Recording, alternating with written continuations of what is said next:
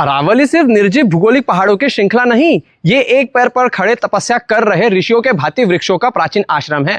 यहाँ पर हर एक पेड़ ऋषियों की तरह सभ्यता को जीवन, संतुलन और संसाधन प्रदान करते हैं और बदले में हमसे कुछ नहीं चाहते सिवाय इसके कि कोई उनकी तपस्या को भंग ना करे। और फिर भी अरावली की तपस्या का भंजन किया गया। अब तक अरावली से 16.25 लाख मेट्रिक टन पत्थर मिनरल इलीगली नोच लिए गए। 31 छोटी छोटी पहाड़ियों को ध्वस्त कर दिया गया।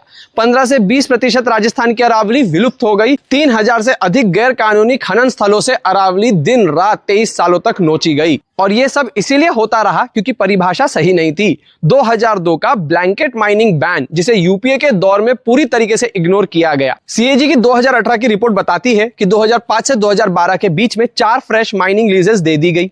2010 के बाद भी 18 और लीजेस रिन्यू हुए। इससे यह सच साबित होता है कि 2002 का ब्लैंकेट बैन ने अरावली को बचाया नहीं, उल्टा अंडरग्राउंड माफिया पैदा कर दिया, जिन्होंने 25% माउंटेन रेंजेस बिना किसी ओवरसाइट के डिस्ट्रॉय कर दिए। और इस बीच ना कोई सेव अरावली कैंपेन और ना कोई सोशल मीडिया आउटरीच, क्योंकि तब की अरावली पत्थरों से शहर बना रही थी, फार्म हाउस बना रही थी, बंगलों की फर्श चमक रही थी और दिल्ली एनसीआर का रियल एस्टेट मार्केट उछल रहा था। आज जो लोग अरावली बचाने का भाषण दे रहे हैं, उनके घर, फार्म हाउस, रिजॉर्ट की दीवारें कोई स्विस की पहाड़ियों से नहीं आई हैं, वो इन्हीं अरावली से निकाली गई है। फर्क बस इतना है कि तब अरावली डेवलपमेंट मटेरियल का रिसोर्स थी और आज अचानक से सैक्रेड इकोलॉजी बन गई। Cut to 20 November 2025, Supreme Court rejected failed bans. They ordered scientific clarity ताकि माफिया को इस सिस्टम से दूर रखा जा सके।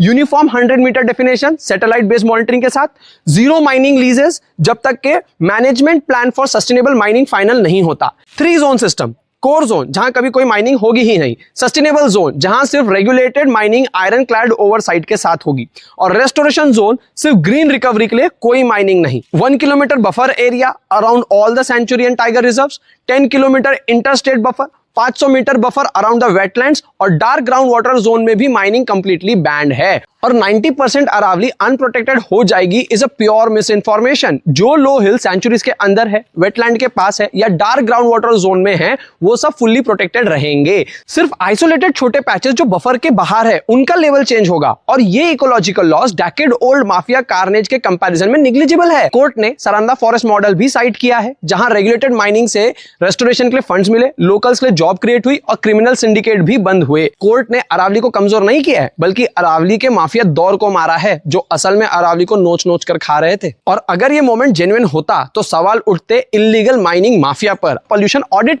पर ये सवाल करने से आपके अपने रिश्तेदार, अपना नेटवर्क और आपका अपना इकोसिस्टम फंस जाता। इसलिए pen down the government, blame the infrastructure and development, so that आपके घर और फार्म हाउस की फर्श पर लगी अरावली चमकती रहे।